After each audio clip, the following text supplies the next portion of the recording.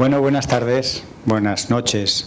Y en cualquier caso quería empezar dando las gracias no solo a los organizadores por haber organizado esto, sino a todas y todos, cada uno de vosotros y vosotras, porque nos estáis dando lo único que tenéis, que es el tiempo.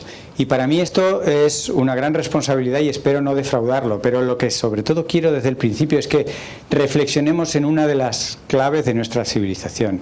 No somos dueños de nuestro tiempo y no lo somos en sentido literal y en sentido figurado. Y veréis como algunas de las cosas que hoy os quiero contar, que tienen que ver con el agua y con la energía, porque los organizadores estaban en esas preocupaciones, pero en realidad podríamos ir tejiendo muchos temas, muchas preocupaciones, muchas cuestiones que definen la sociedad en la que estamos, tienen que ver con trampas en el tiempo.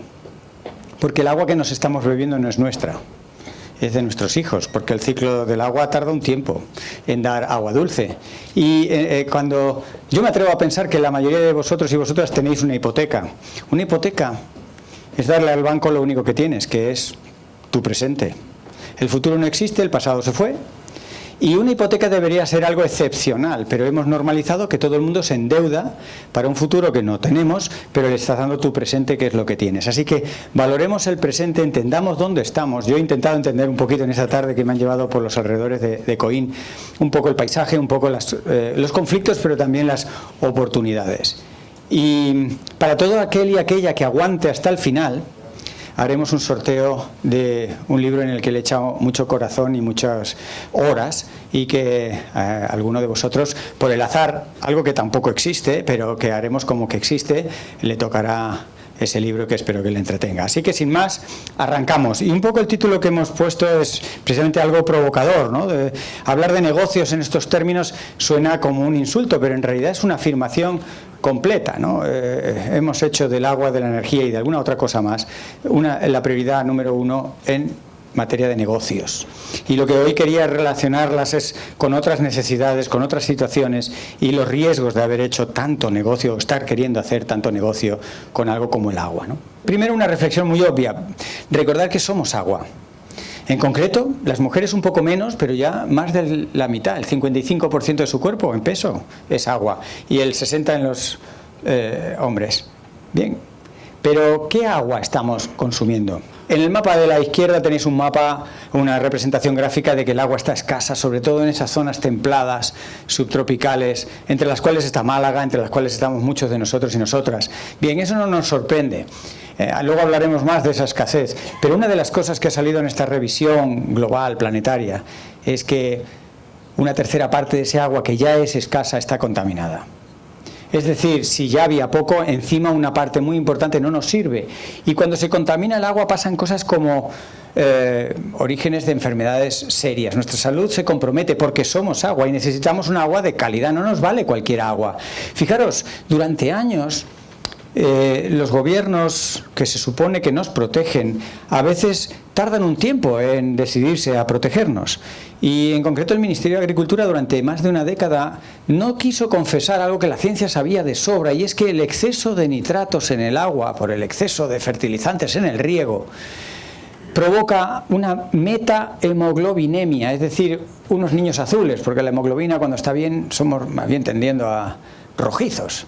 Y esta metahemoglobinemia de los niños que se provoca, por ejemplo, cuando con todo nuestro cariño le hacemos esos purés de verduras ricos en acelgas y espinacas, pues resulta que las espinacas y las acelgas acumulan muchos de estos nitratos que son excedentarios en nuestra agricultura. Son pequeñas derivadas de un agua que, encima de ser escasa, pues la contaminamos. A veces no somos ni conscientes de lo que nos estamos haciendo. Así que una de las primeras preguntas, algo retórica, me haré muchas, es si somos agua.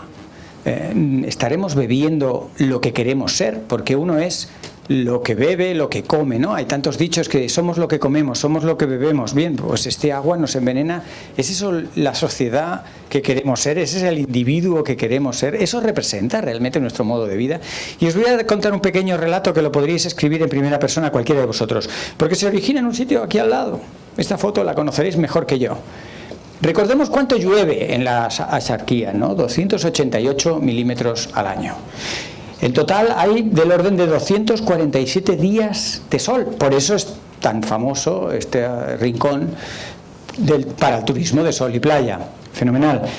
Los planes para esta zona y las realidades para esta zona es que hay del orden de unos 7.000 hectáreas de aguacates, unos 1,5 millones de árboles en regadío, un regadío además que requiere mucho agua. Esta cifra más de uno la discute o no la entiende o le parece exagerada. Yo, el que tenga curiosidad, le paso la referencia con cómo se calcula de verdad el agua que hace falta para 1 kilo de aguacates. Y para 1 kilo de aguacates se hace falta mucho agua. En concreto, 1.700 toneladas para 1 tonelada de fruto o 1.700 litros para 1 litro o 1 kilo, perdón, de aguacates. Es mucho agua, ¿eh? Para 1 kilo de limones hace falta la tercera parte, unos 400 litros, para que lo pongamos en contexto. Bien, nos hemos afanado en el aguacate se ha puesto de moda. Bueno, como no hay agua, alcaldes, alcaldesas responsables, pero no solo ocurre en Málaga, ocurre en más sitios, pero me ha gustado traer el ejemplo de aquí, documentado un poco con la prensa, pues se riega con agua de boca, porque ¿qué hay más digno que crezcan los aguacates? Bueno, pues que crezcan los aguacates y si hay cortes en el suministro, pues ¿qué se le va a hacer? Pero la cosa con el cambio climático se va poniendo cada vez más complicada y ocurren situaciones como esta, en la que se plantea traer agua en contenedores y se calcula que costarán 8 euros el metro cúbico. No hace falta hacer muchos cálculos.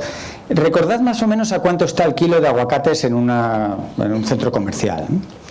Si solo en agua nos cuesta 8 euros por 1.700, ¿a cuánto habría que poner el aguacate para venderlo?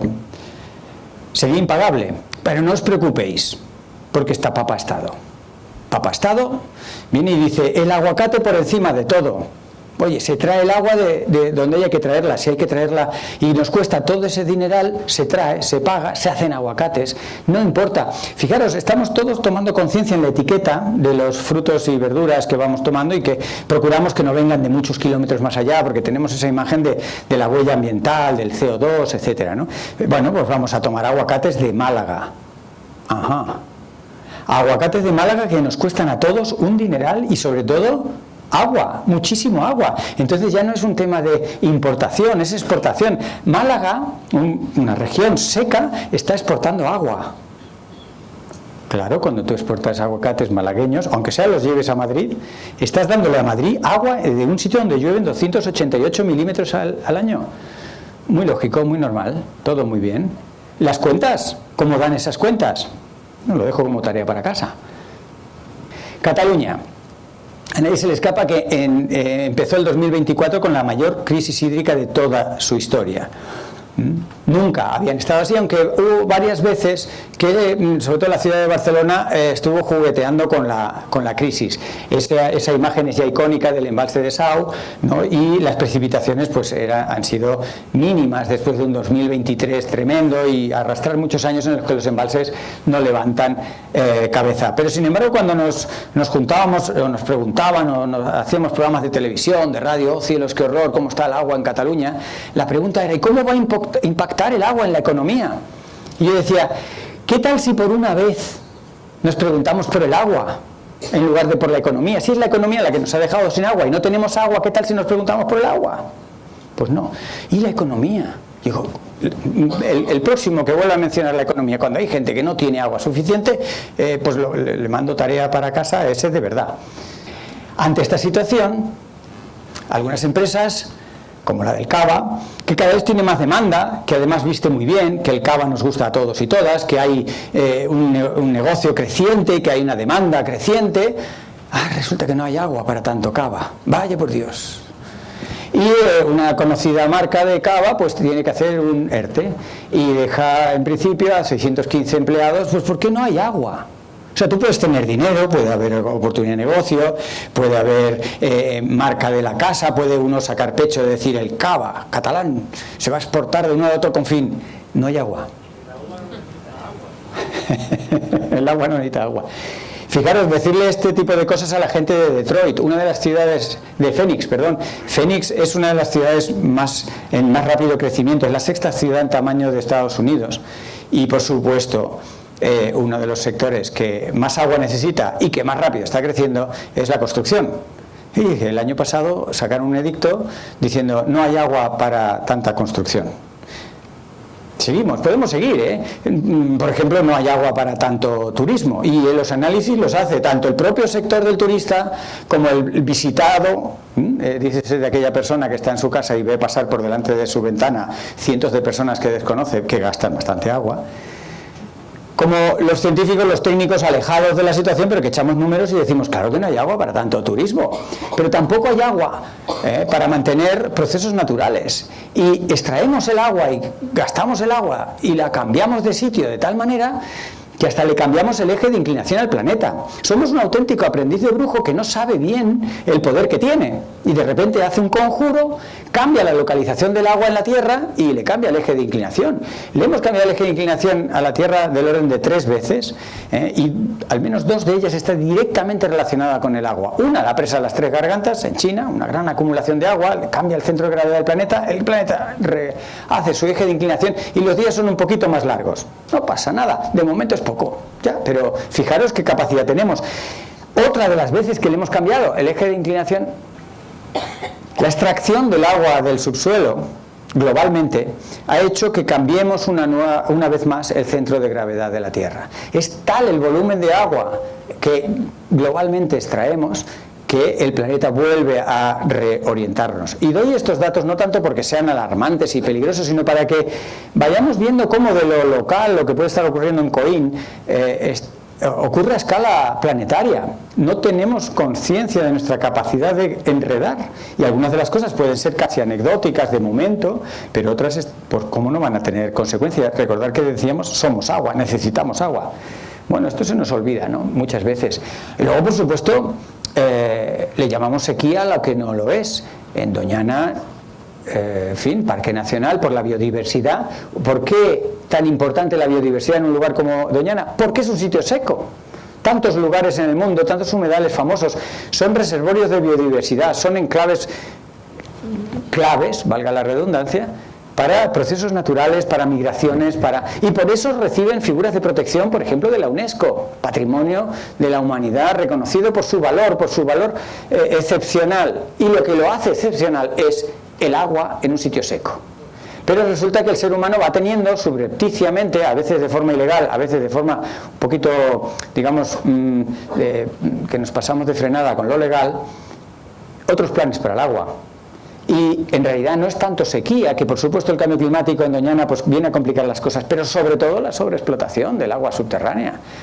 Hoy me estaban mostrando un poco lo que tenéis aquí, un potencial fantástico de un reservorio natural, de una estructura que mantiene el agua del subsuelo, que es como el mejor depósito que se puede tener en un clima seco y en unos escenarios climáticos cada vez más secos, y que sin embargo ese depósito no está como debería estar.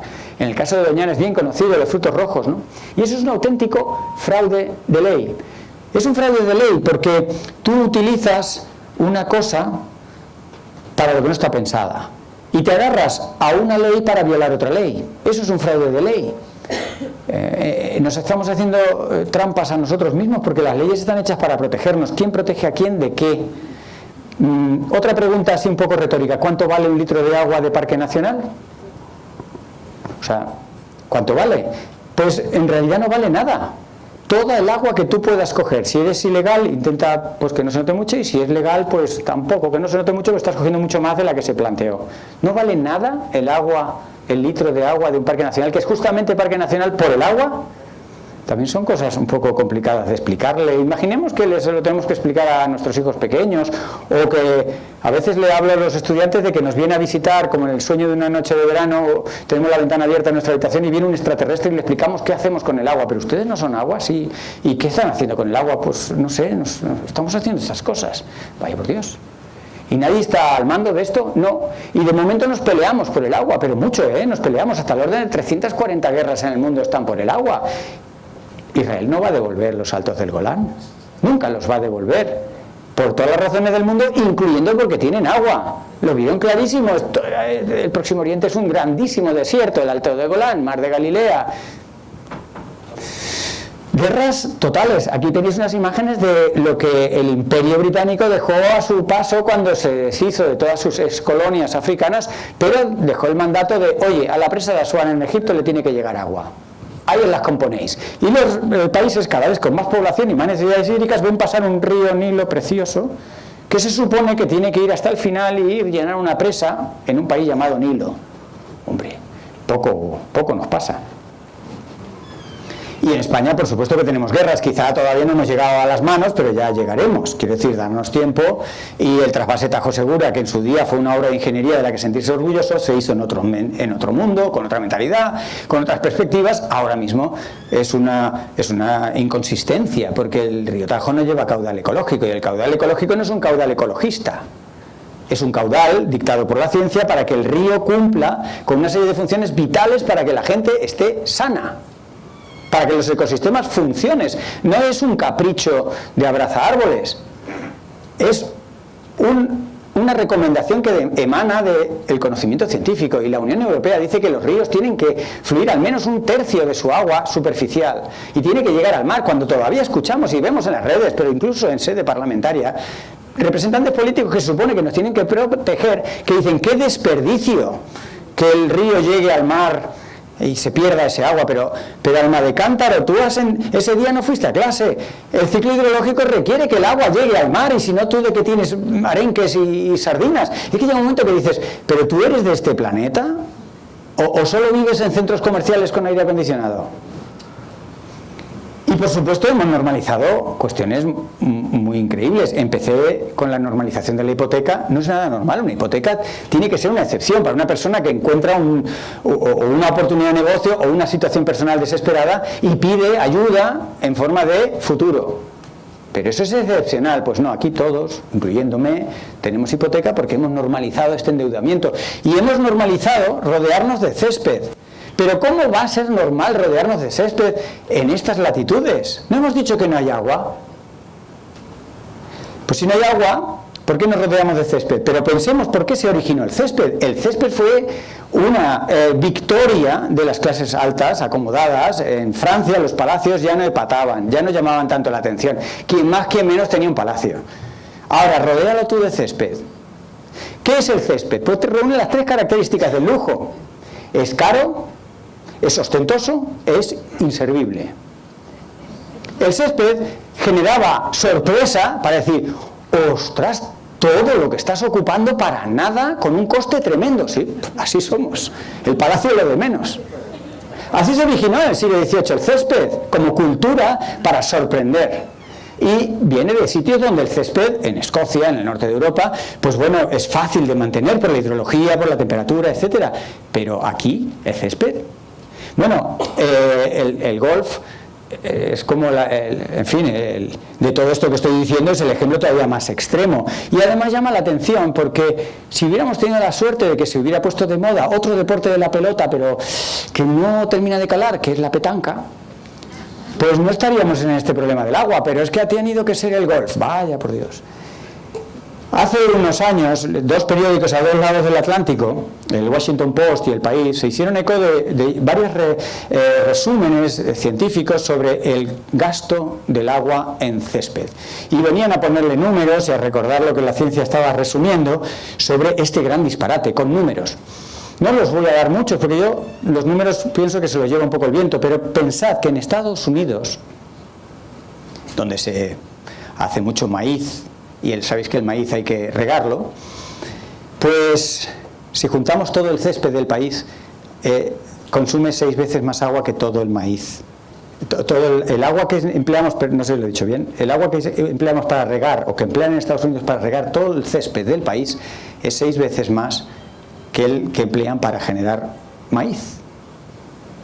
Y Arizona, California, Utah, Nevada, Nuevo México, estados que son más grandes que España, están en el desierto, o buena parte de su territorio es desértico, y siguen teniendo césped. Aquí no pasa nada. No pasa nada hasta que pase, porque llegan los aguafiestas, y perdonadme la broma fácil, de los científicos o de los meteorólogos, y te dicen: vamos a echar cuentas. El último informe meteorológico mundial dicen que vamos a necesitar 1/3 más de agua para el 2050. ¿De dónde lo vamos a sacar? ¿De dónde lo vamos a sacar si, por ejemplo, tenemos en cuenta que 1/3 de la humanidad no tiene agua suficiente hoy? Pero dentro de nada vamos a necesitar 1/3 más de agua. Desde luego no la vamos a sacar con campos de golf y regando aguacates. Eso seguro que no. Pero todavía en esto de la regla de los tercios con el agua, hay otro dato. Esta regla de los tercios me sirve a mí un poco para llevarme a casa algunos valores, ¿no? Una tercera parte de la humanidad sin agua, vamos a necesitar un tercio más de agua. Fijaros, un tercio de Europa va a tener un estrés hídrico fortísimo, del estilo al que se viven por nuestras latitudes, en la década de 2070. Estamos hablando de Alemania, Polonia, Austria, Suiza, países que nunca han estado en esta situación, ¿no? Y recordaros lo que os decía, un tercio, sería la cuarta cosa que nos puede servir para recordar en esta regla de los tercios, que un tercio del agua ya muy escasa está contaminada. Claro, ¿de dónde sale el fuet? ¿De dónde sale esa producción industrial de tantos tomates de pronto? ¿No? Pues salen a base de sobrefertilizar los campos. Bueno, desde el punto de vista bíblico hemos sido muy obedientes. La Biblia nos exhortó a ser muchos, y somos muchos. También desde el punto de vista ecológico, el éxito ecológico de una especie es ser muchos. Así que en esos dos aspectos, muy bien. Pero ¿cómo hemos logrado ser 8.000 millones de personas? Básicamente, os podría estar desarrollando muchas cosas, pero yo lo resumo en dos cosas. ¿Cómo hemos logrado ser tanta gente? Básicamente, lo primero es reventar los ciclos de la materia y la energía. Recordaréis que la materia y la energía ni se crea ni se destruye, pero sí que se puede transformar, y en esto somos unos cracks.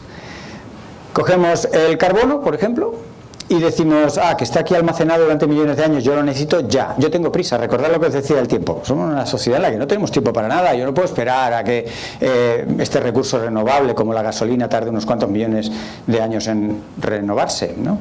Bueno, pues la consumo hoy y se me acumula en la atmósfera. Vaya, se acumula en la atmósfera, genera un pequeño calentamiento. Bueno, yo esto no lo busqué, ya, pero lo tenemos. Con el agua, pues ya estamos, es un planeta azul, está lleno de agua, pero es que solo el 2,5% es agua dulce. Yo tengo prisa, pues la voy usando. Oye, que esa agua no es tuya, es de tu vecino, se la está robando con el pozo. Oye, que esa agua no es tuya, que es de tus nietos, que como tarda 50 años en reponerse el pozo, te la estás bebiendo y no es tuya. Bueno, tú ve tirando. Oye, que esa agua no es tuya, que es de la otra cuenca hidrográfica, ¿no? Que estamos en el Júcar, que esto es un río en zona seca y que tenemos aquí un cordón umbilical tremendo. Ya, bueno, tú ve tirando, tú. La huerta de Europa, sí, la hacemos aquí con el agua de allí, vale.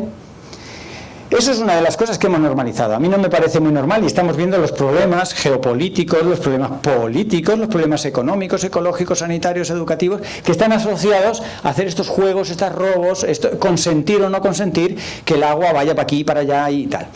Pero es que otra de las cosas que hemos hecho, y lo he mencionado ya varias veces deliberadamente, es precisamente entrar en lo que podemos llamar la hipoteca ecológica transgeneracional. Sin consultarle a nuestros hijos, sin tener un debate transparente al respecto, tomamos prestado cosas más rápido de lo que la naturaleza las regenera, sea agua, sea carbono, sea nitrógeno, sea lo que sea.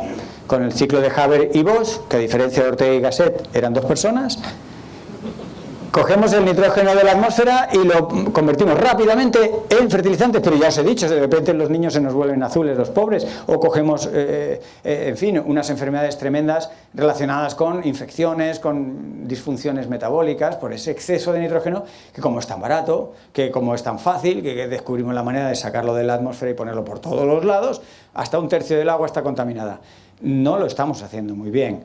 Y esta hipoteca transgeneracional, que tiene mucho que ver con la hipoteca de los bancos, que es esa mentalidad de normalizar el tomar prestado cosas desde el futuro. Yo vivo en el presente, pero me asomo un poco al futuro para asomarme a... Estas trampas duran poco, porque tienen los días contados. Fondos Next Generation, qué nombre más inspirador. ¿Le hemos preguntado a las Next Generation si nos prestan el dinero? Estamos utilizando su dinero, los estamos endeudando a ellos, teóricamente para hacer las cosas diferente, para hacerlas mejor. No sé si mejor o peor, pero las estamos haciendo igual. Con los fondos Next Generation estamos pegando pelotazos urbanísticos. Estábamos fomentando estaciones de esquí en torno a los 2.000 metros donde no hay nieve. Y por supuesto con fondos Next Generation aquí en Málaga estáis haciendo un montón de locuras, pero locuras que algunos las consentimos, otros no las sabemos, otros se enriquecen y en general acabamos normalizándolo. Pues esto le llaman progreso. Pues a lo mejor podríamos redefinir entre todos rápidamente qué es esto de progreso y sobre todo consultarles a los que les pedimos el dinero sin pedírselo. Así que tuvimos que producir muchas cosas para ser gente, tanta gente. Tuvimos que, pues lo del agua lo he comentado, ahora hablaremos más de la energía. Tuvimos que producir mucha comida, pero antes de pasar al tema de la energía, una pequeña reflexión sobre la comida, porque la comida y el agua están muy relacionados también con la energía. No necesitamos comer, claro que comer. Pues bien, vamos a producir comida. Muy bien, como aumentamos la producción de comida en el siglo XX, pudimos aumentar nuestra esperanza de vida, aumentar nuestra demografía, ser más gente. Bien, eso es un logro objetivo, pero se nos fue la mano, como con casi todo. Sobre todo se nos van de las manos las cosas cuando perdemos la idea original. La idea original de producir comida es para comer. No, esto es secundario. Oye, si la comida se come, pues bien. En realidad la comida, el objetivo no es dar de comer.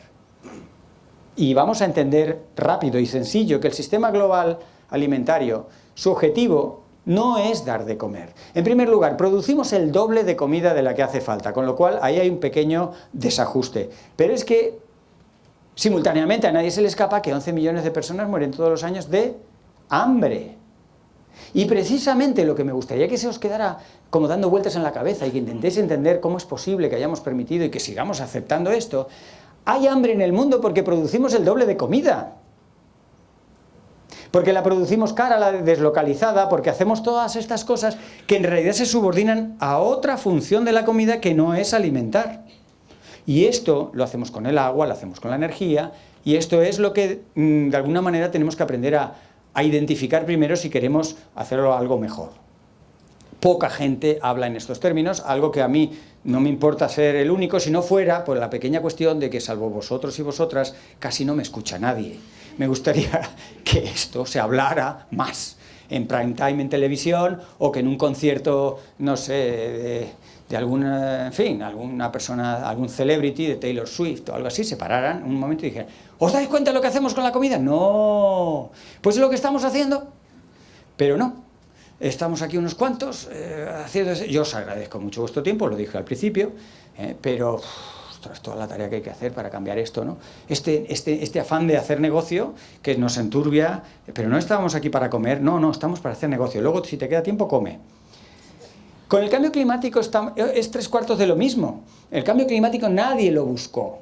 Nadie se propuso calentar la atmósfera, pero el cambio climático es el resultado, básicamente, casi ineludible, de haber convertido la producción de energía en un negocio. Y ya hablaremos más de esto, porque cuando hemos identificado los efectos secundarios de quemar combustibles fósiles, ahora estamos entrando en otros efectos secundarios de otras formas de energía y parece que vamos a caer en el mismo problema o más.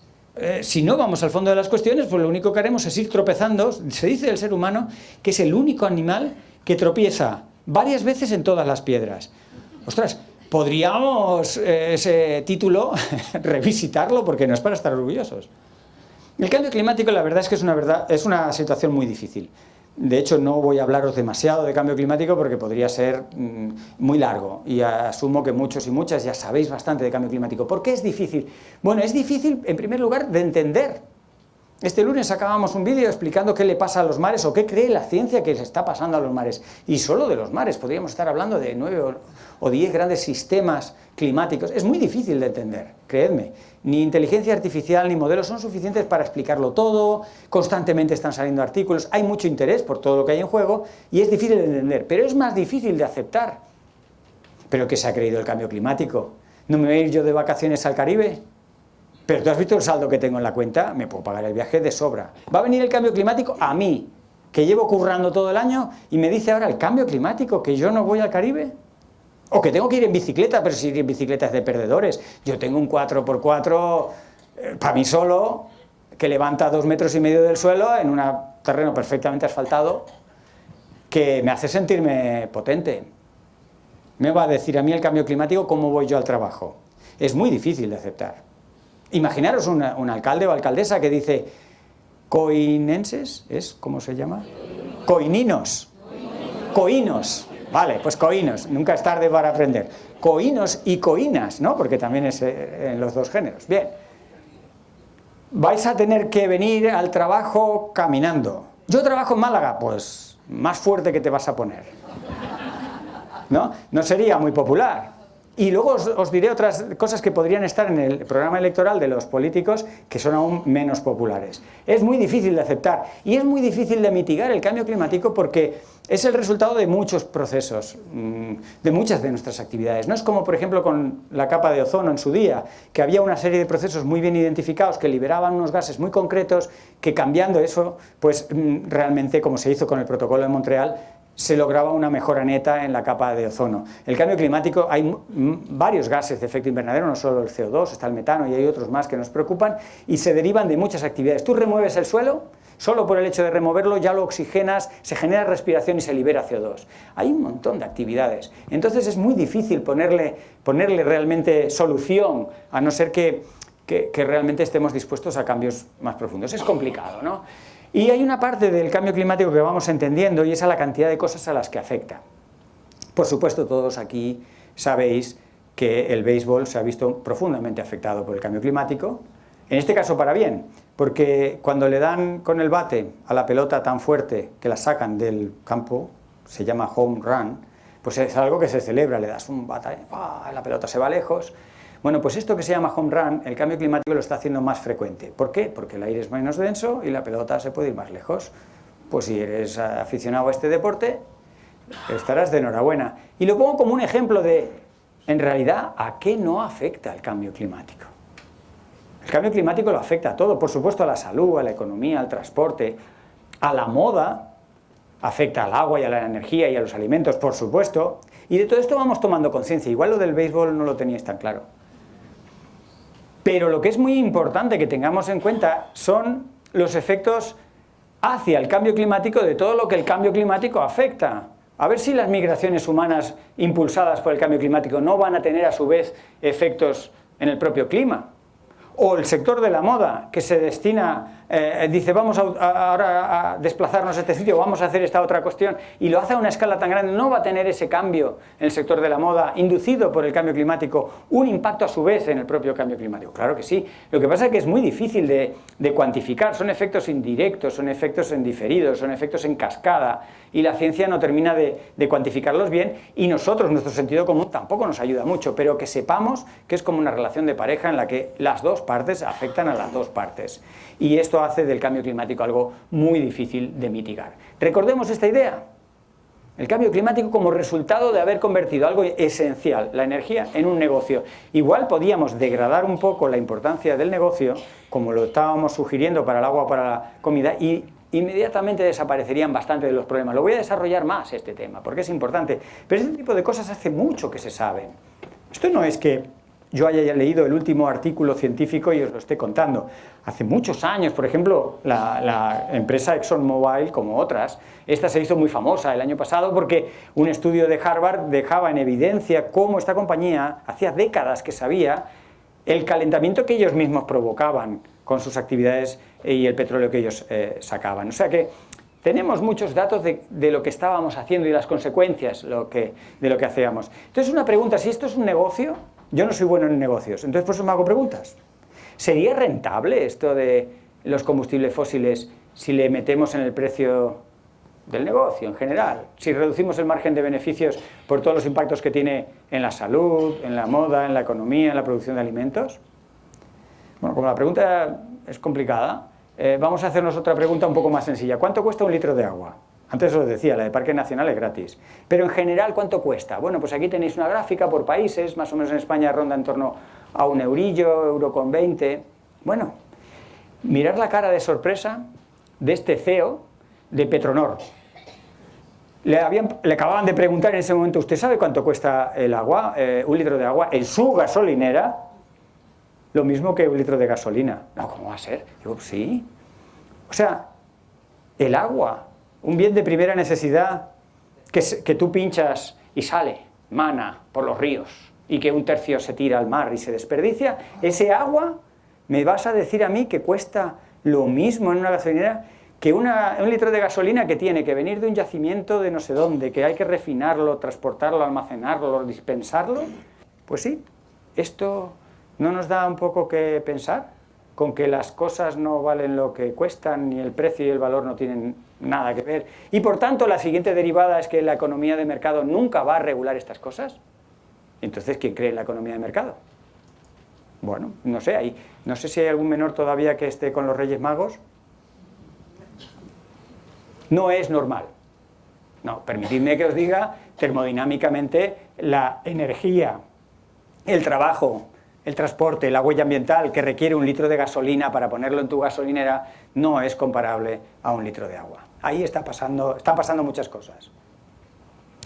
Pero aún es menos normal en este tipo de situaciones con el petróleo y los combustibles fósiles que teniendo que reducir nuestra dependencia de los combustibles fósiles, porque lo hemos acordado en el Acuerdo de París, porque entendemos que es la causa principal del calentamiento global y del cambio climático, los gobiernos que te informan de todo esto, que firman todos los tratados, subsidian los combustibles fósiles y además permiten, por ejemplo, que el combustible de la aviación no tiene impuestos. ¿Pero cómo va a ser? Así yo también hago impuestos, me compro un avión y luego digo, pues el combustible está como muy rebajado. No puede ser, ¿por qué es? Si lo tenemos que dejar, imaginaros que tenemos la desgracia de un familiar cocainómano y tú le pones allí la cocaína para cenar. Pues eso estamos haciendo con los combustibles fósiles. Usadlos, que son baratos, valen más o menos lo que el agua, y si tienes problemas habla conmigo que te los subsidio. Incluso te puedo reducir los impuestos. ¿En serio? ¿Pero no teníamos el Acuerdo de París hace 8 años? ¿No habíamos firmado una cosa de quitarnos esto? Es igual, eso es igual. Tú firmas una cosa, pero luego haces lo que quieras.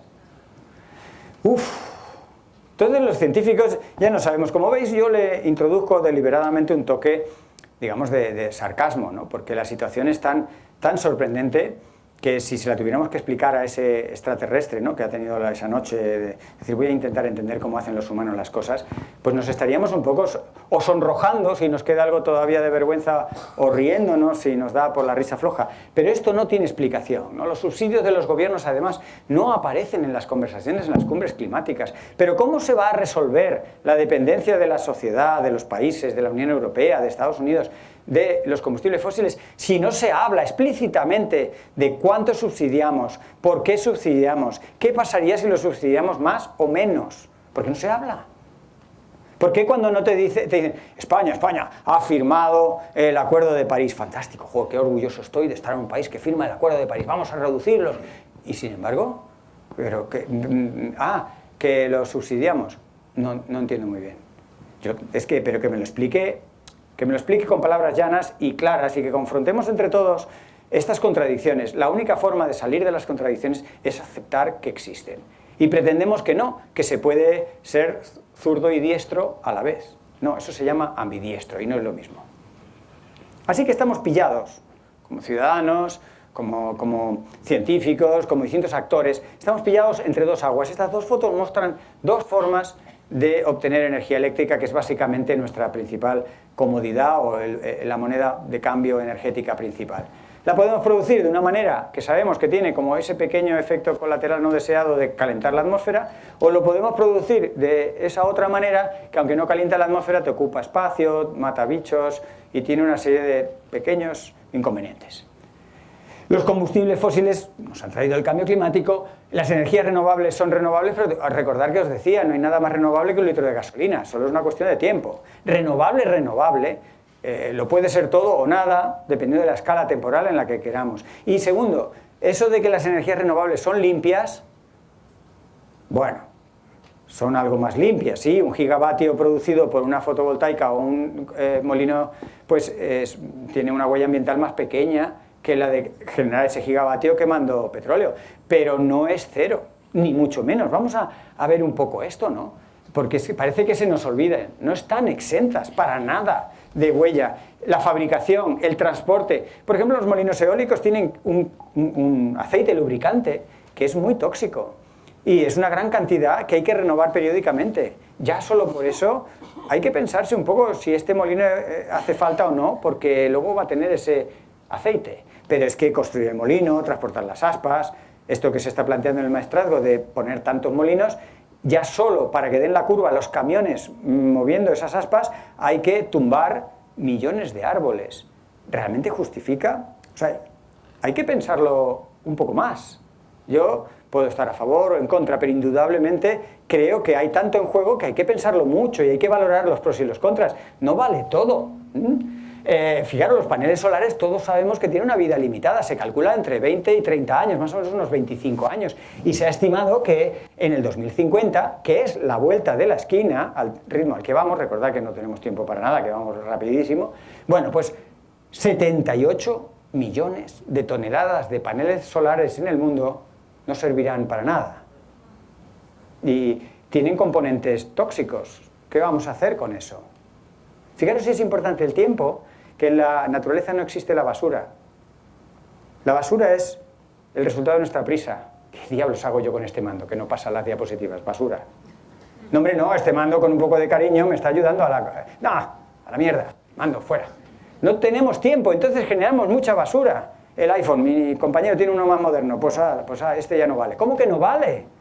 Y todo no vale y es una cuestión, una vez más, de tiempo. Entonces, las energías renovables, todo es renovable, sí, pero ¿qué? Tenemos prisa. Yo tengo que gastarme esto que ha llevado 200 millones de años de generarse, que es un litro de gasolina, y me lo quemo de aquí a Mijas, ya que ha venido alguno de Mijas o alguna. Esto es preocupante.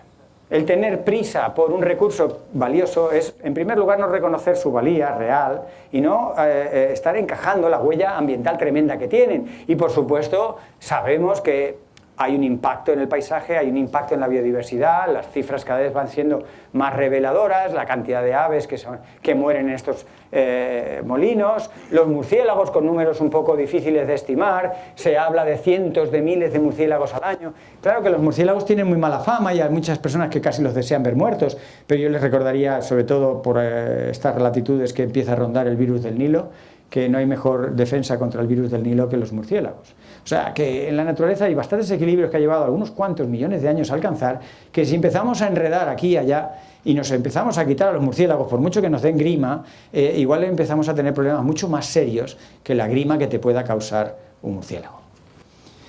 Con las prisas de esta transición, porque ahora todos son prisas, recordar tiempo, no tenemos tiempo, no, la transición energética mañana mismo, he empezado esta noche, he llamado a un empresario y ya lo tenemos todo organizado.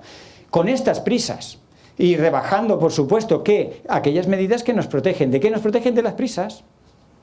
Si las prisas sabemos que son malas compañeras, pues para eso hay regulación y se llama impacto ambiental. Una evaluación, una declaración en la cual uno dice, oye, esto que propones hacer estará muy bien para algunas cosas, pero tiene estos efectos. Esto con calma se analiza, se ve, se implica a la población. Cuando he tenido ocasión de hablar con los sectores más metidos en el sector energético, hablan, es que luego la gente no participa. Y digo, hombre, van a participar en una cosa que es el pescado vendido, que le da 10 minutos, lo convocas en agosto y la influencia de tus alegaciones o tus propuestas es entre 0 y 0,0. Y ahora te sorprende de que no participe la gente. No se sorprenden, es un puro paripé. Lo hacen precisamente para que no participen, están obligados por la ley. Y yo digo, pues una cosa que no acepta a la gente, no solo no va a funcionar bien, sino es que te va a acabar costando dinero. Y al final nos empobrecemos todos. Entonces, ¿quiere alguien parar?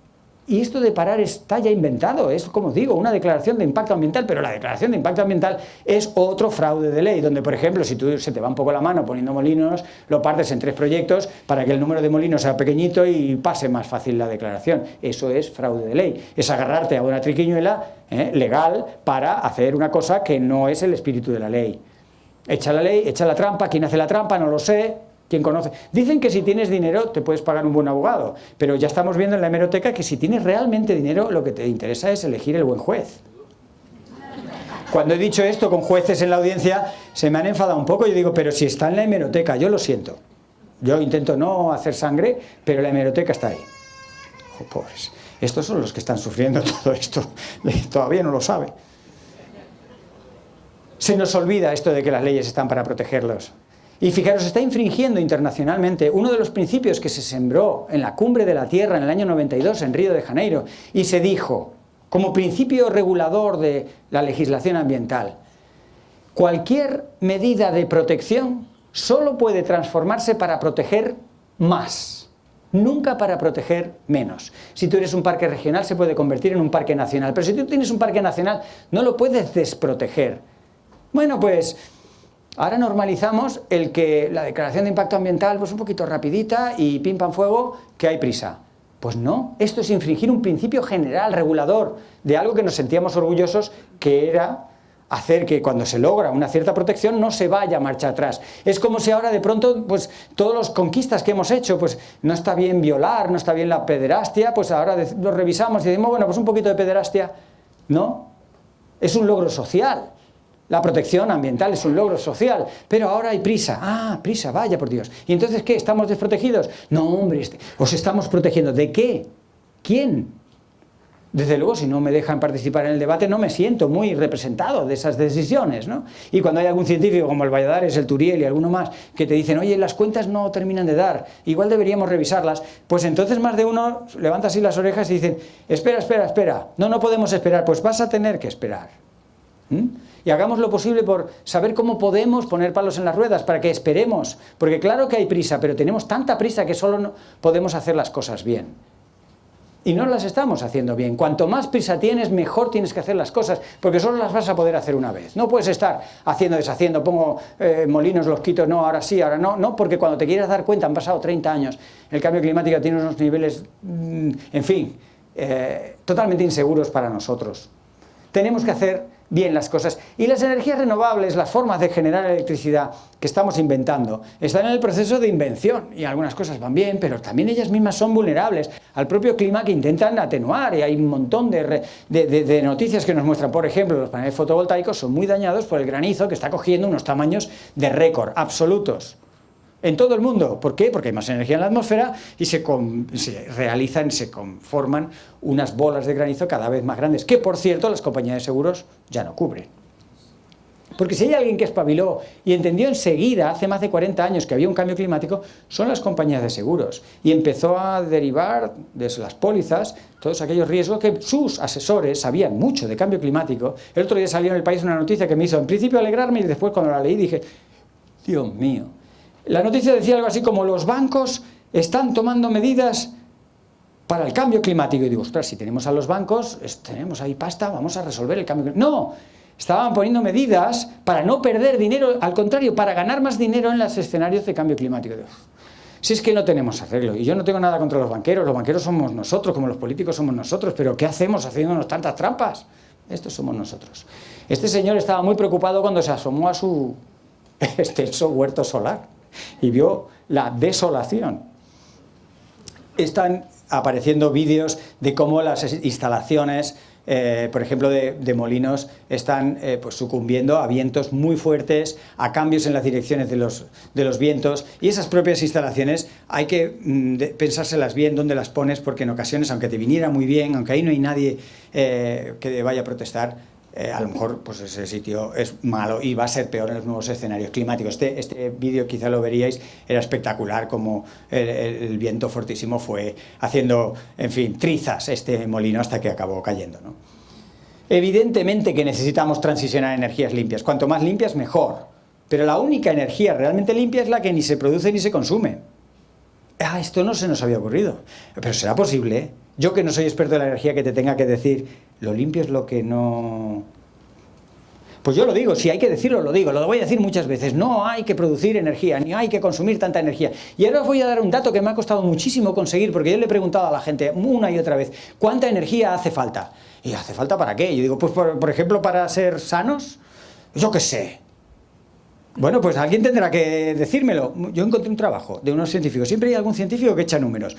Os lo voy a presentar. Y, por supuesto, con independencia de ideologías, con independencia de niveles adquisitivos. Esto es la fortaleza que tiene la ciencia, que te da unos números, luego tú esos números los politizas, los ideologizas o haces con ellos lo que quieras. Incluso se puede ayudar a la legislación, pero eso nos ha dado mucho.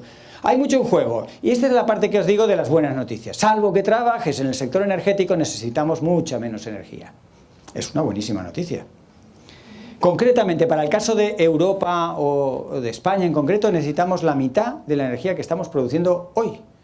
La mitad. Y una vez más, ¿para qué? Pues para ser sanos y felices. En estas curvas que aparecen aquí, lo que se representa es cómo suben 9 indicadores de salud y bienestar, que se toman estándares en la población, 9 indicadores, cómo van subiendo a medida que tenemos más acceso a la energía. Indudablemente, a partir de un nivel de energías, pues ya no somos más sanos y felices. Cuando no tenemos nada, pues no nos va bien. Pues ese sería el nivel inteligente. donde nos deberíamos quedar. Esa es la cantidad y no más de energía que necesitamos. ¿Para qué? Para ser sanos y felices. ¿Qué os parece como referencia? Sanos y felices. Bien, pues son 75 gigajulios por persona y año, que así dicho, pues no nos dirá mucho, pero os digo, la mitad de lo que consumimos y producimos en España, un tercio de lo que se produce y se consume en Europa y la quinta parte de lo que se produce y se consume en Estados Unidos. Fijaros si hay margen. ¿Cuál es la propuesta del sector energético alternativo, limpio y el que nos salvará de esta transición? Del orden de 6 a 9 veces más de lo que hay ahora, que es el doble de lo que necesitamos. O sea, 12 o 18 veces más energía de la que necesitamos para ser sanos y felices es lo que están planteando como salida limpia, ecológica, alternativa, sostenible. Ajá. Yo creo que no hace falta decir mucho más, yo creo que esto se cae solo.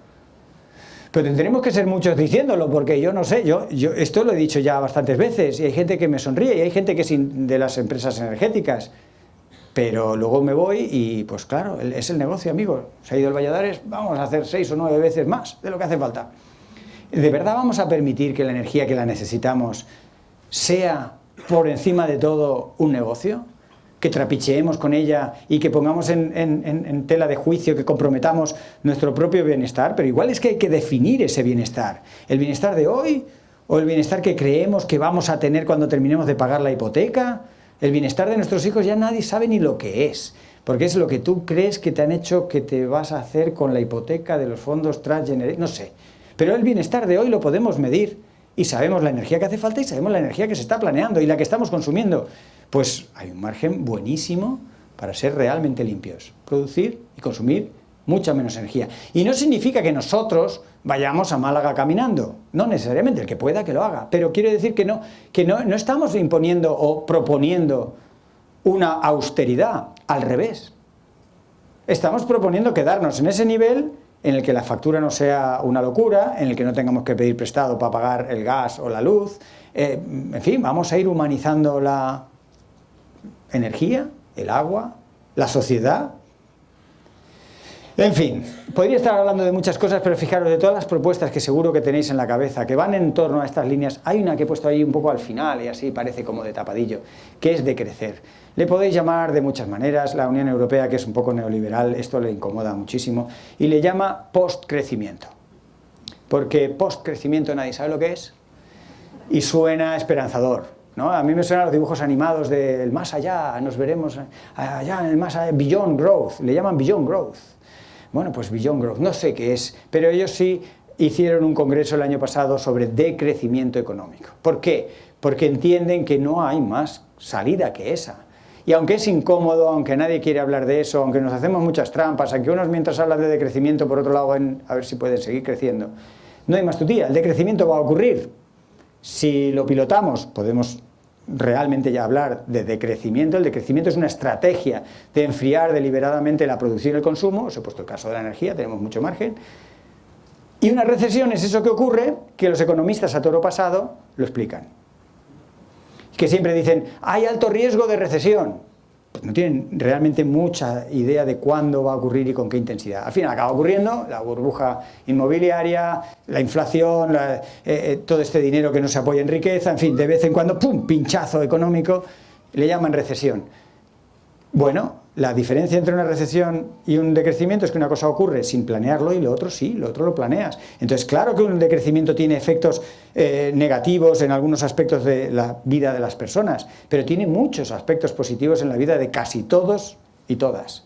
Ya os he ilustrado un poco por dónde pueden ir los tiros en mejora de bienestar global. Ahora, si tú planeas ese decrecimiento, puedes acompañar esas medidas con apoyo social, con apoyo a sectores de actividad económica que directamente pues, se pueden ver perjudicados. Eso es programar.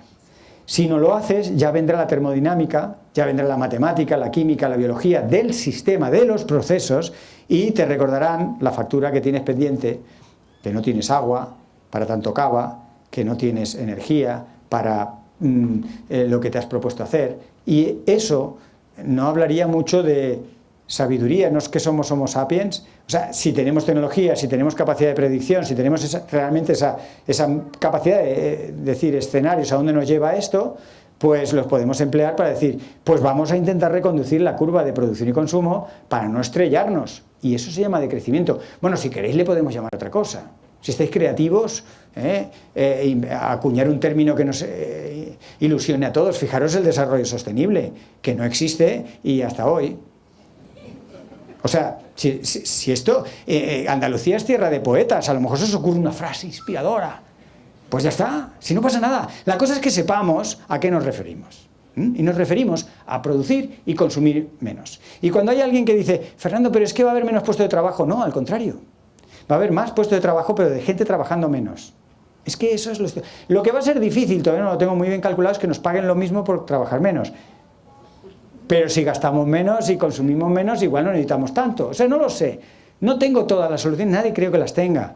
Pero que esa es la senda de la que nos puede sacar de esta encrucijada en la que nos hemos ido metiendo, burlando y sin querer asumir muchas de las consecuencias, está clarísimo. Naciones Unidas, el año pasado. Bueno, las Naciones Unidas tienen el papel de decir cosas incómodas y tienen la vergüenza, digamos, que pasar de que nadie les hace mucho caso.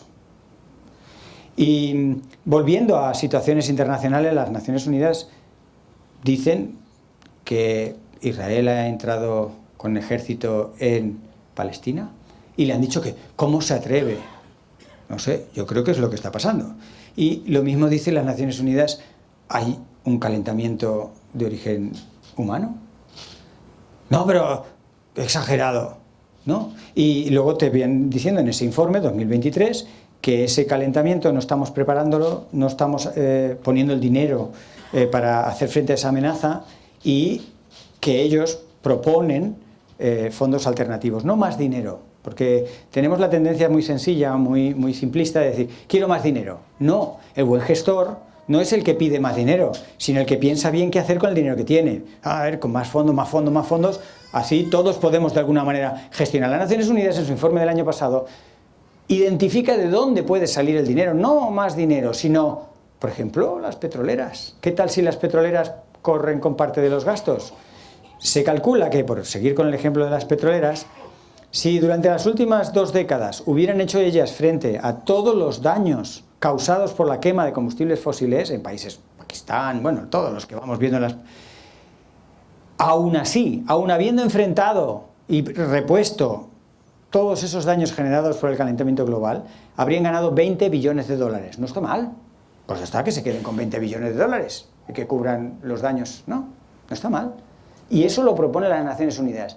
Y muchas de las personas se sonríen, otros lo ignoran, y algunos como nosotros decimos, oye, lo han dicho y lo han calculado, esto no es que me da a mí, que me parece. Y eso está en el informe. Y eso es público, tú lo pinchas y lo puedes ver en 6 idiomas.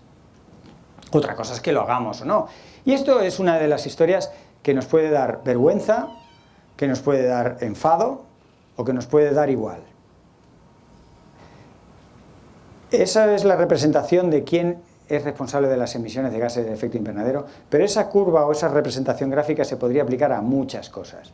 La huella hídrica, la cantidad de agua, en fin, fijaros, solo un 10% de la población es responsable de más de la mitad de las emisiones de gases de efecto invernadero. Esto se le llama desigualdad, es evidente. Esto tiene derivadas religiosas, espirituales, éticas, morales, y como de todo eso en esta sociedad vamos un poco mal porque tenemos prisa, yo a lo que aludo es, esta desigualdad se puede demostrar, se ha demostrado en algún artículo, tiene consecuencias funcionales.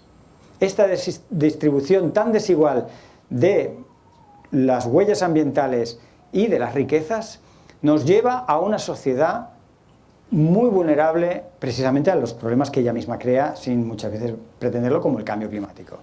Hay muchos trabajos que muestran esto y como los multimillonarios tienen buenos asesores, muchas veces son los primeros en saber esta vulnerabilidad de la que ellos no escapan.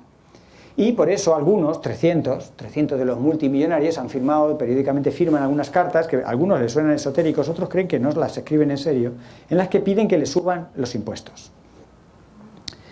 Ahora, cada vez hay más iniciativa de Tax the Rich, hay iniciativas que podéis ver en internet que explican las ventajas, no ya de Robin Hood, de ponerle más impuestos a los ricos, sino de estabilidad económica, social, humana, ambiental, jurídica, de un mundo más igual. En España, esto que decíamos de la energía, ¿no?, que estamos consumiendo y produciendo el doble, pues fijaros, se calcula que si fuéramos un estado más igualitario, eso que no somos de los peores, si nos comparamos con Centroamérica o con algunos países de África, tenemos unos niveles de relativa igualdad. Bueno, pues esta desigualdad española que hemos aprendido a tolerarla, nos cuesta el doble de energía que si España fuera un país más igualitario. Así que fijaros, ya tenemos ahí una encrucijada civilizatoria por la cual podemos ir resolviendo piezas del puzzle con un mismo movimiento. Hablamos claro, escuchemos a la ciencia, sí, y hagamos un país un poco más igualitario. Es que tener a un millonario ahí fuera nos cuesta a todos dinero, agua, energía, espacio. Oye, señor millonario, si yo no tengo nada contra usted, pero veamos de repartir un poco mejor las consecuencias y cubrir un poco más su huella, que yo no llego a fin de mes, pero su huella no la estoy haciendo yo. Y eso no solo es justicia, es funcionalidad. Y es algo que lo intento contar de la manera que suene lo más transversal posible, porque yo entiendo que en esta audiencia somos todos bastante cómplices, somos todos bastante parecidos, pero siempre tendremos, yo le hablo a los estudiantes de la figura retórica de el cuñado el día de Nochebuena, que además tenemos a la abuela o a la suegra que dice tengamos la fiesta en paz. Entonces no podemos elevar mucho la voz y el cuñado suelta esos disparates. O siempre vemos en sede parlamentaria gente diciendo cosas muy extrañas. Argumentemos cosas que puedan ser tan transversal que seas cuñado o no. Seas de izquierda, de derechas, tengas dinero o no tengas dinero, vivas en Coín, en Madrid, Marbella o donde sea, puedas entender que eso es un beneficio neto, punto. Es un beneficio. Cuando una cosa tiene efectos negativos, no es un beneficio.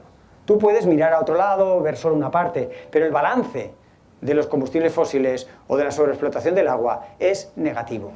Es negativo. Entonces, que tú te beneficies como empresa X o como propietario Y, pues a la larga no te vas a estar beneficiando. Esto no te va a durar mucho tiempo.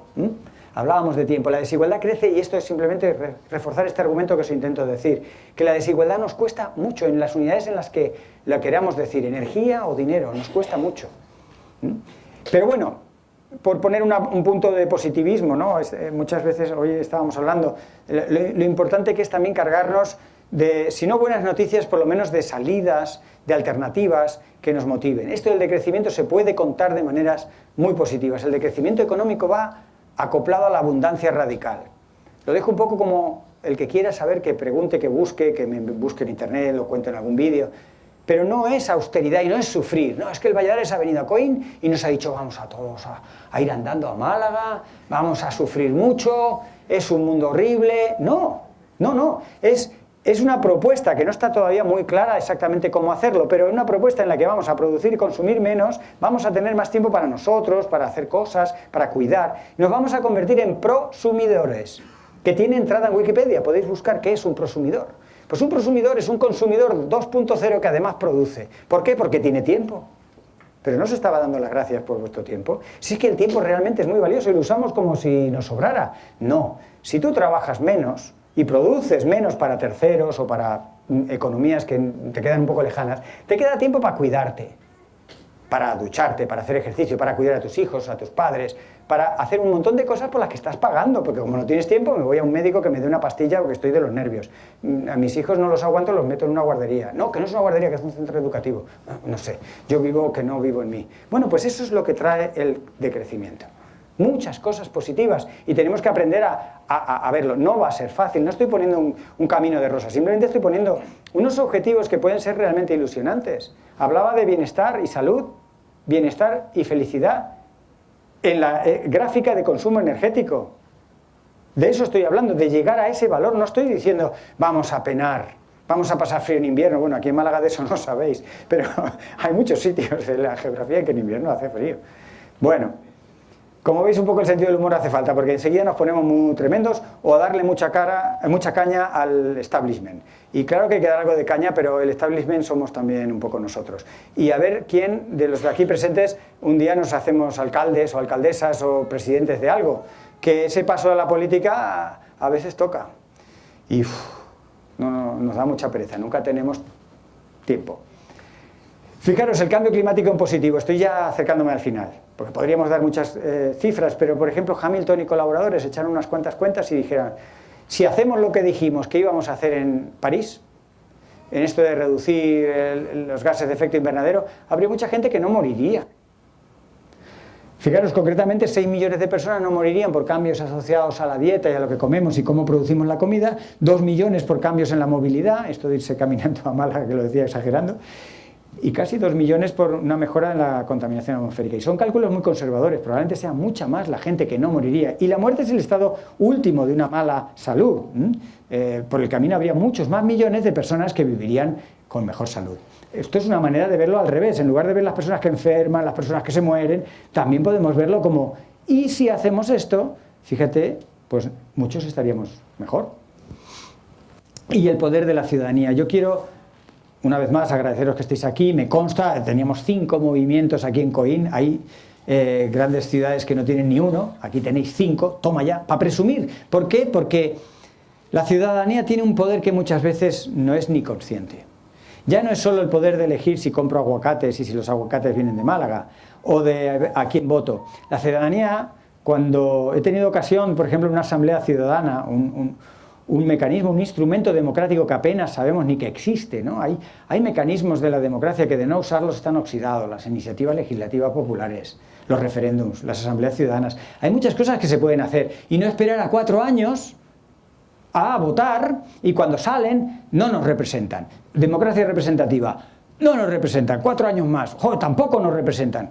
Bueno, pero pues hay muchas cosas que se pueden hacer en esos 4 años.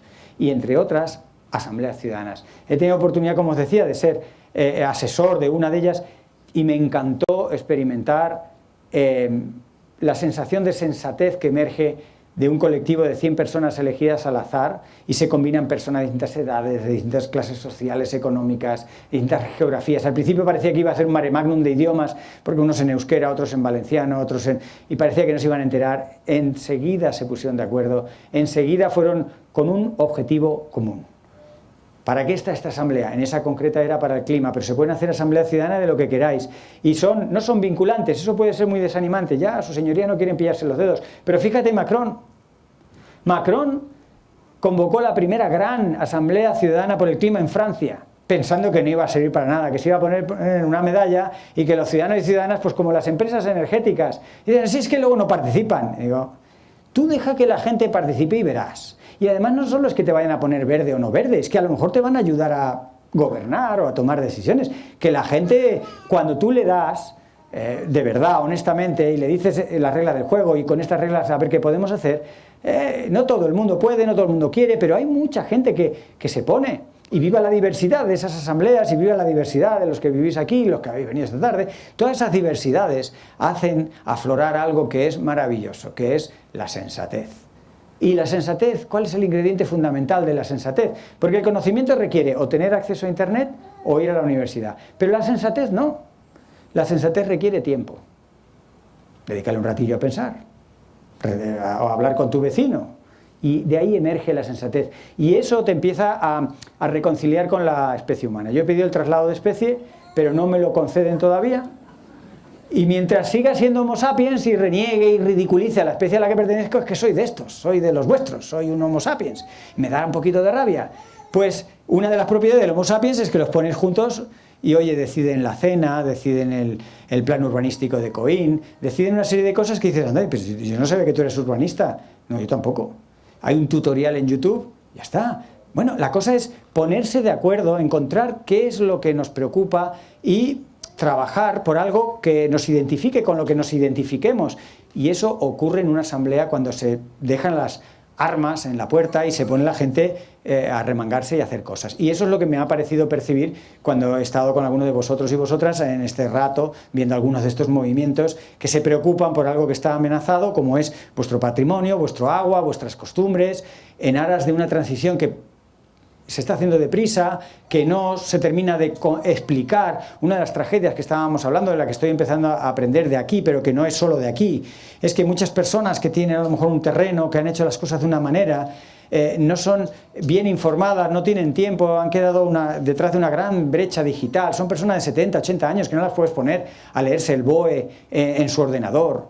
Y si no les cuentas las cosas con amabilidad y con ese tiempo que no tenemos, y con la honestidad que muchas veces no se practica, esas personas se quedan fuera. Y esas personas se quedan fuera y nos empobrecemos todos. No es solo una cuestión de justicia, de que merecen estar aquí. Es que una sociedad que permite que pase eso es una sociedad que no mola. Es una sociedad en la que no nos podemos sentir nadie orgullosos de pertenecer. Por eso he pedido el traslado de especie. Pero mientras esté aquí voy a intentar mejorarlo. Más cosas. Se le preguntó a Francia, en esta era Macron, y lo hizo la patronal, ¿qué pensáis sobre el decrecimiento económico? Y pensaron, ni de broma, porque a la gente ya tiene muy metido esto de crecer, crecer y crecer. Pues mira, qué corte, 67% de los franceses, sin ser economistas, entienden que el decrecimiento económico lo puedes llamar décroissement, que suena mucho más interesante, o beyond growth, o le puedes llamar lo que sea, es ineludible, y si lo programamos, pues igual ni tan mal.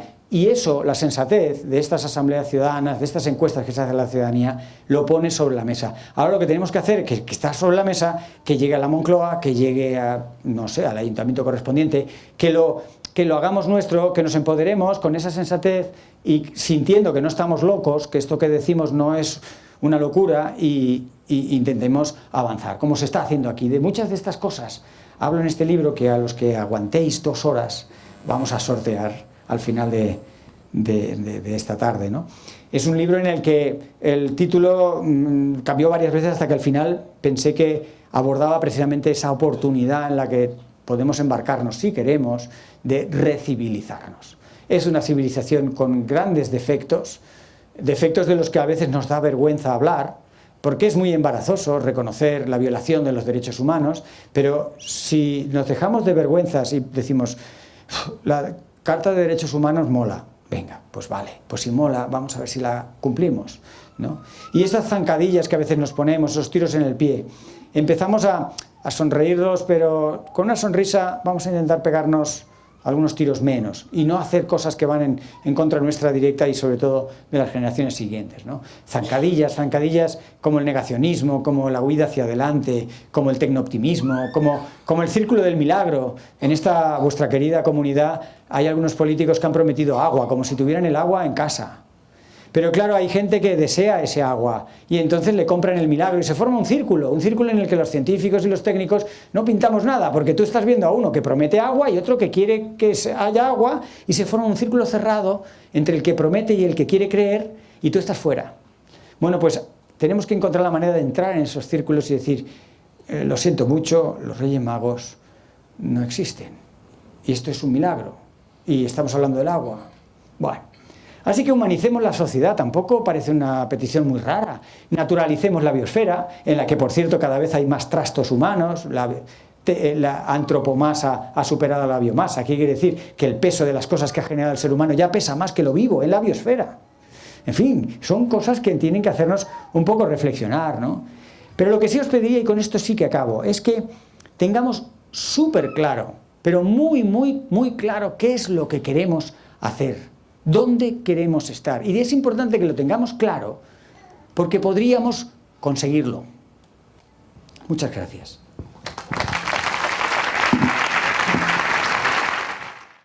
Bueno, primero darte las gracias, yo creo, en nombre de todos los aquí presentes, por tu fabulosa charla, que creo que nos va a dar para pensar durante una temporada. Nos gustaría hacer algunas preguntas un poco más concretas, dirigidas un poco a la problemática que estamos sufriendo aquí en COIM. La primera es, dentro de la problemática de los megaproyectos, la Ley de Utilidad Pública de 1954-55 está siendo aplicada por el MITECO para permitir que se expropie a un privado por parte de un fondo de inversión. La pregunta sería, ¿crees que una transición energética pasa por la expropiación de terrenos a sus legítimos dueños para dárselos a fondos de inversión con el beneplácito de la administración de turno? Bueno, es una pregunta obviamente planteada de tal manera que la respuesta es no. Pero la gracia quizá es en matizarla, ¿no? Porque indudablemente la expropiación es algo que, así dicho, duele mucho, pero hay circunstancias, hay momentos por un bien, digamos, mayor en las que no queda más remedio que expropiar. Pero hay muchas formas de expropiar. Hay una expropiación engañando, que es una de las cosas que estamos viendo y que antes he mencionado, cuando a las personas no se les informa completamente de todos sus derechos, cuando no se les da todo el tiempo para alegar, para explicar, para plantear otras alternativas para ese proyecto, no estás haciendo una expropiación democrática, estás imponiendo una expropiación muy forzosa que, como decía antes, no debes hacernos sentir orgullosos, ¿no? Y ya he mencionado un poco que tenemos ahora una coartada, y el Ministerio tiene una coartada que está utilizando no solo para bien, sino un poco también para mal. La coartada de las prisas, es verdad que el cambio climático va muy deprisa y que hay muchos problemas urgentes. Eso está permitiendo que se cuelen cosas por esas prisas que no deberían colarse, ¿no? Y creo que ahí la ciudadanía tiene que estar alerta, porque nadie va a estar alerta. Necesitamos, y esto no lo digo yo, lo dice mucha gente, hay por ejemplo Mariana Mazzucato, si queréis leer, es una mujer, por suerte ya va habiendo mujeres en economía. Fijaros, el primer premio Nobel en economía a una mujer fue el año pasado. O sea, fijaros si es un área muy cerrado a las mujeres. Por fin están entrando mujeres con esa diversidad. No quiero hacer un alegato de que la mujer es ni mejor ni peor, pero introduce esa necesaria visión alternativa. Y no es casualidad que ahora hay varias economistas, mujeres, que plantean fórmulas alternativas, no maravillosas ni mágicas, y una de ellas es Mariana Mazzucato, que habla, no es que sea perfecto ni redondo todo lo que cuenta, pero habla de un Estado emprendedor, de un Estado que, digamos, rivalice en emprendimiento con el sector privado, que esté acostumbrada a un diálogo más de igual a igual y no de subordinado a los intereses económicos que son, digamos, la moneda habitual en todas las negociaciones, y que el sector privado siempre gana en eso. Y ese Estado emprendedor, que tiene que tener una serie de características, mientras emprende nos defiende, porque vela por una mejor funcionalidad del conjunto, del sector privado también. Si muchas veces el propio sector privado te dice, te reconoce, yo me he visto con el sector privado en algunos diálogos en los que ellos mismos dicen, necesitamos una regulación más intensa del mercado o de este sector de actividad. Ellos mismos lo agradecerían, porque con esa mayor regulación pueden jugar más claramente. Ellas no se van a autorregular. En el momento que una empresa o una determinada entidad privada se autolimita, se autorregula, va a ser fagocitada en este sistema por otras que no lo hagan. Y si no es el Estado o algún árbitro externo que ponga eso, lo hemos visto con el tapón al precio del gas. No hay medida más marxista, leninista, comunista que esa, y lo han hecho estados muy poco marxistas, leninistas y tal. Y lo han hecho porque es que hay veces que dices, es que la única manera de proteger a las personas es topando, en este caso, el precio del gas. Entonces, en esta circunstancia, la ciudadanía tiene que estar vigilante. Lo estáis siendo, pero lo tenéis que ser más. Tenéis que aseguraros de hacer relevos, porque esto es agotador y va a ir para largo. No pueden ser solamente tú y tú, porque vais a reventar. El año que viene estaréis cansados. Tiene que haber un relevo y tiene que entenderse la lógica de esta vigilancia, porque ni el Estado es valiente ni las empresas se van a autorregular. Pues dentro de la misma línea, una segunda pregunta sería que la Ley de la Restauración de la Naturaleza es un reglamento aprobado recientemente tras las últimas elecciones europeas. A pesar de su rimbombante título, deja fuera los polígonos industriales de renovables. La pregunta sería, ¿crees que una transición energética está por encima de la preservación de espacios naturales? O bien dicho de otro modo, ¿se puede justificar por la Unión Europea la eliminación de cautelas ambientales en base al interés público superior de los megaproyectos de energías renovables? Evidentemente no. También es otra de esas preguntas que indudablemente ya está formulada de una manera para que se vea el fortísimo desafío a un modelo real de bienestar y de salud compartida, ¿no? Pero nos hacemos muchas trampas. Fijaros, por poner otro análogo de otra ley, la ley de maltrato animal. En la ley de maltrato animal han quedado fuera los 3 grupos de animales más maltratados: la caza, los toros y las macrogranjas o la producción industrial de carne. Son los 3 grupos de animales que más sufren y han quedado fuera. Dices, pues entonces el maltrato no era lo que más preocupa a la ley. Pues eso ha pasado con la ley de renaturalización en Europa. Empezó de forma muy positiva y yo recuerdo, muchos de nosotros la poníamos como ejemplo porque despertó consenso en todo el espectro político en el año 2021-22, ¿sí? Todos, hasta la extrema derecha, o sea, no había nada en contra, nada que objetar. ¿Por qué? Pues porque todos entendemos que necesitamos un medio ambiente limpio y necesitamos un río grande que fluya. Entonces, esas cosas se entienden. Lo que pasa es que de repente a algunos se le cruza un cable o a otros se le pone demasiado por delante un interés a corto plazo o un interés X. Y esto ha ocurrido en el 2023 con esta ley, en el cual la economía europea empezó a dar síntomas de resentirse y que esto empezó a notarse como que quizá proteger tanto la naturaleza iba a ir en detrimento de determinadas actividades económicas, que si el cambio climático lo mitigamos mucho, pues entonces algunos tal, los coches de combustión interna, ¿qué tal si los estiramos un poco más? Y ya el paroxismo fue las tractoradas de este año. Para mí las tractoradas de este año deberían hacernos reflexionar, ¿no? Es para mí una representación. Yo creo que tiene que haber artistas y pintores que estén ilustrando las tractoradas como una imagen de la gran confusión. O sea, los tractoristas pedían veneno y Úrsula, que les protegía del veneno, les dio 10 años más de veneno. Se llama glifosato, pero es una de tantas locuras de esta sociedad que no ve las conexiones, que no ve las consecuencias y que dice, yo no puedo pagar el tractor, pues necesito más dinero y la manera que tengo es de hacer cebollas con mucho glifosato. Pues venga, glifosato para el señor para que pague el tractor. Es que a lo mejor ese señor no tenía que tener ese tractor. De hecho, salió un artículo en esos momentos de las tractoradas en el país, de liderado por una mujer agricultora ecológica que venía a decir, somos muchos que no hemos salido ahí fuera a protestar por nada, entre otras cosas porque no tenemos nada que alegar a esa ley en contra, estamos muy contentos con la Agenda 2030, no hacemos tanto ruido ni tenemos unos tractores que puedan ocupar la Gran Vía de esa manera tan llamativa. Es una grandísima confusión. El no querer entender, porque en el fondo todos entendemos, pero a veces te obstinas en que la naturaleza la puedes subordinar a tus otras cuestiones. Y es exactamente al revés. Y yo creo que en esta sala hay mucha gente que eso lo tiene muy claro. El desafío para todos y todas es cómo lo contamos sin que suene a que, es que tú eres rojo o es que tú eres abrazaárboles. No sé si eso me deja fuera de juego por serlo, pero no creo que el argumento venga solo de ahí. Yo como científico intento poner sobre la mesa argumentos más numéricos, más transversales, más que a un banquero, que a alguien de otro sector también le haga darse cuenta de decir, pero ¿tú realmente quieres que tu hijo tenga una esperanza de vida menor que la tuya? Por primera vez en la historia de la humanidad nuestros hijos van a vivir menos que nosotros. ¿Esa es la sociedad la que quieres? Bien llenita de glifosato. Ha estado hablando en varias ocasiones sobre el crecimiento económico.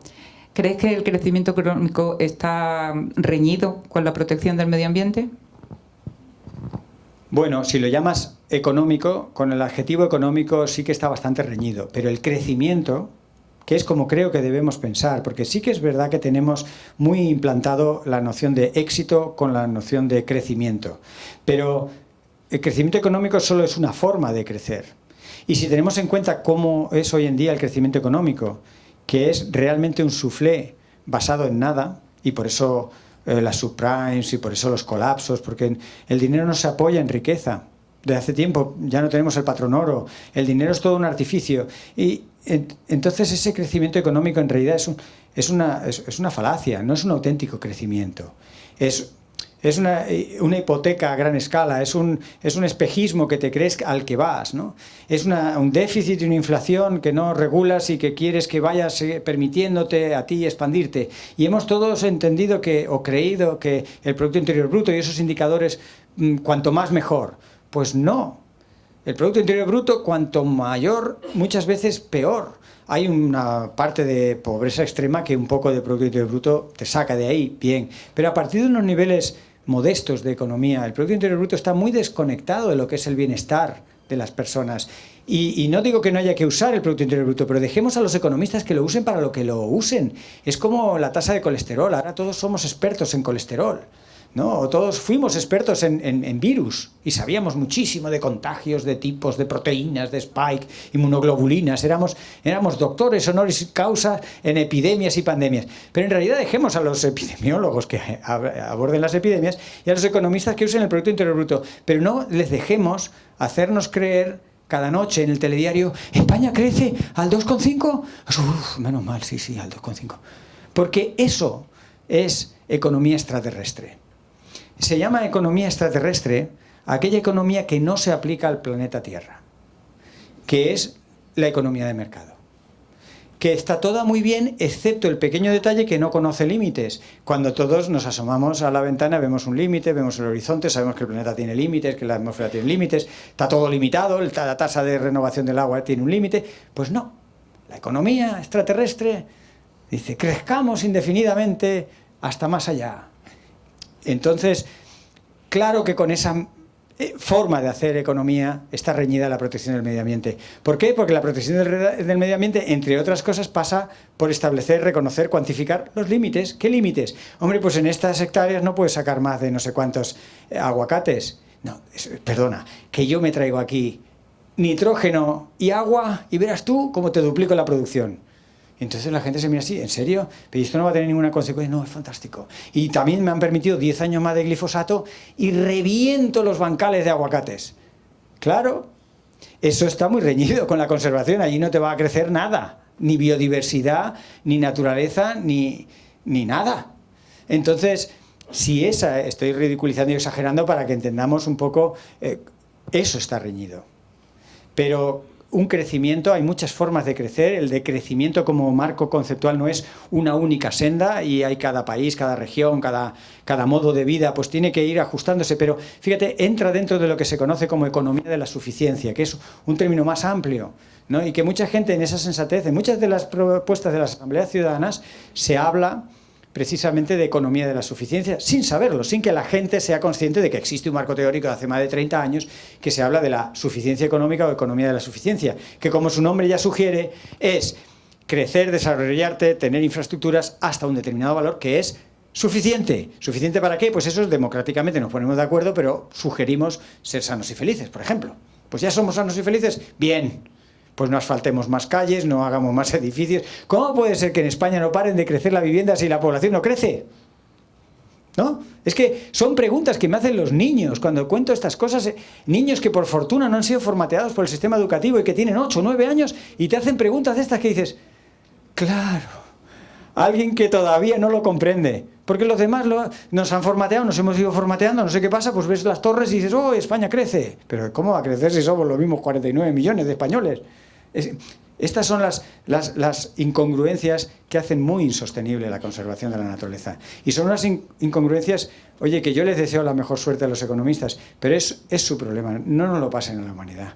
Que hagan sus números económicos, que jueguen a Wall Street y que hagan sus cosas, pero que no nos líen con los recursos naturales, con nuestro bienestar, con la calidad del agua, del aire, que esas cosas no se deberían poder tocar. Y por eso están en los derechos humanos. No es casualidad. Tú preguntas por ahí fuera, todo el mundo está orgulloso de que haya una carta de la Declaración de los Derechos Universales. Y de hecho os recomiendo que cada año nuevo vayáis y los leáis y te dejes caer una lagrimita de decir: oh, cómo molaría, ¿no? Como deseo para el año que viene que violemos un derecho universal menos, ¿no? Bueno, pues una última pregunta para no ni cansarte a ti ni cansar tampoco al público. Hablamos de que queremos que haya progreso en el pueblo, ¿de acuerdo? Pero hablamos por otro lado de medio ambiente como si el medio ambiente fuera algo ajeno a nosotros mismos, como que el ser humano no forma parte de esa naturaleza que decimos que queremos proteger. Entonces, ¿cómo relacionamos esas dos cosas? Es una pregunta muy interesante que yo creo que da para que la pensemos, ¿no? La pensemos mucho. Yo, como hoy me he puesto un poco pesado y últimamente estoy muy obsesionado con el tema del tiempo, creo que una de las grandes paradojas es que el medio ambiente es una riqueza a medio-largo plazo. Y nos hemos acostumbrado a riquezas y pelotazos y resultados de nuestras acciones en el corto plazo. Y ese desencuentro entre lo que tarda y las cosas en estabilizarse, en un olivo, en dar fruto, en el agua, en regenerarse. Hay tantos procesos naturales que llevan su ritmo y nosotros tenemos prisa. Tú pones dinero en el banco con la idea de que me den más dinero y el otro tal, y viene un alcalde y quiere ver desarrollarse Coín, pero si a lo mejor que le puede pasar a Coín, no lo sé exactamente, es que se quede como está, que ni tan mal, no lo sé, pero es esa urgencia que no encaja con los tiempos del medio ambiente. Y por supuesto la lucha histórica que ha tenido el ser humano contra la naturaleza. Lleva ya un tiempo que tenemos que rebobinar y hemos renegado de la naturaleza, nos hemos alejado de la naturaleza y hubo un tiempo que a lo mejor tenía sentido porque la naturaleza era hostil, nos enfermaba, nuestra tecnología nos permitía defendernos de los meteoros, de la falta de no sé qué, aprendimos a matar bichos y nos acabamos con la megafauna. Bueno, eran unos tiempos heroicos, vale, nos establecimos como especie, estupendo, y ahora seguimos huyendo de la naturaleza como si no la necesitáramos. Y precisamente en mi canal de divulgación y en general recurro mucho a la salud porque no podemos ser completamente sanos si no es con un entorno saludable. Y esto las Naciones Unidas lo tiene en el programa de One Health, o tenemos el concepto de salud planetaria. No se puede ser sano sin un buen medio ambiente en buen estado, con las especies que tiene que tener. El patrimonio natural, mejor o peor que haya llegado hasta nuestros días, en el caso de Coín, es un valor irrepetible. Es la mayor riqueza, haciendo la analogía que os decía, en realidad lo único que tenéis es eso. Todo lo demás son proyectos que el tiempo dirá y que la volatilidad de los mercados hará inservibles. Imaginaos que llenan de kitesurf ahí en el Prado ese y luego el kitesurf deja de ponerse de moda y os coméis las cometas. ¿Qué negocio hemos hecho? Sin embargo, agua, paisaje, esto es un bien, pero claro, no te está dando ahora mismo un dineral, ni te da mucho que hablar fuera de, oye, qué tranquila he pasado la tarde. Pero es una riqueza, solo es que aprendamos a valorarlo nosotros los primeros. Hay muchas veces cuando hablaba de estas personas que han sufrido probablemente en parte el éxodo rural, se han quedado a veces muy desconectadas de los progresos en las ciudades y demás. Muchas de estas personas tenemos que acompañarlas a que revaloricen lo que saben, lo que son, dónde viven, porque han quedado atrapados en un cambio civilizatorio en el que todos nos hemos ido a los centros comerciales y no somos sanos y felices en esos centros comerciales, en esas otras formas de vida. Entonces hay que hacer lamernos las heridas de habernos alejado tanto de la naturaleza y entender que esa naturaleza no es solo una cosa de la gente que la entienda, la valore, el que sepa distinguir el ruiseñor de la urraca o tal, sino es algo que en general nos da satisfacción. Y las terapias a las personas, tanto en los dos extremos de edad, si los líos nos los hacemos nosotros, las personas muy mayores y las personas muy pequeñas, las de 8 o 7 años y las de 80, 90, no se hacen ningún lío. Y a las dos hay terapias que son simplemente baños de naturaleza, estancias en la naturaleza, visitas en la naturaleza, que sin ser naturalistas, les sienta estupendamente. Somos nosotros los intermedios, los que tomamos decisiones, los que estamos muy ocupados, los que seguimos alejándonos de la naturaleza.